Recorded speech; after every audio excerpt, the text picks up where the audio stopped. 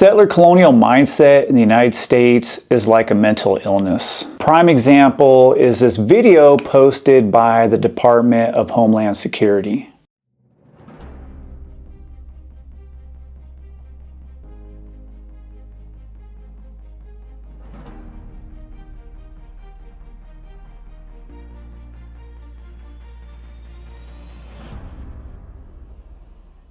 This type of propaganda, which is straight up indigenous erasure, is the new normal. And it's meant to brainwash certain Americans into believing that this is their native land. Now let's do some truth telling. The public lands featured in that little propaganda piece is stolen land. It belonged to the indigenous nations who lived there since time immemorial. And indigenous nations signed over 371 treaties with the United States government to keep these territories.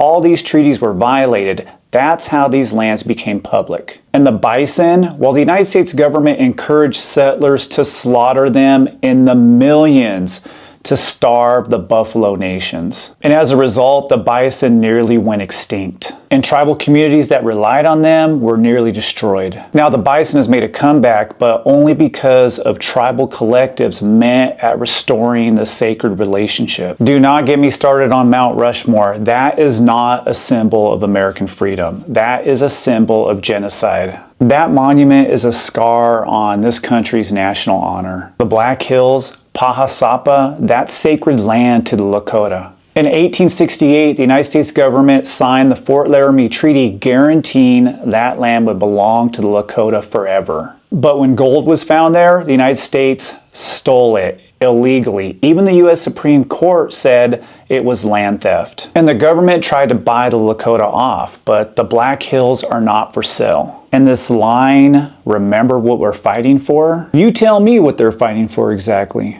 How about remember the broken treaties, the stolen land, the extermination campaigns, the boarding schools, the erasure of indigenous peoples that made this propaganda possible? The virus, the disease, the mental illness of settler colonialism is truly unreal. It's some type of crazy fantasy which allows people to feel a sense of pride while living on stolen land. If America really wants to remember, then remember the truth. Remember whose land this is. This is native land. And land back is not a radical idea.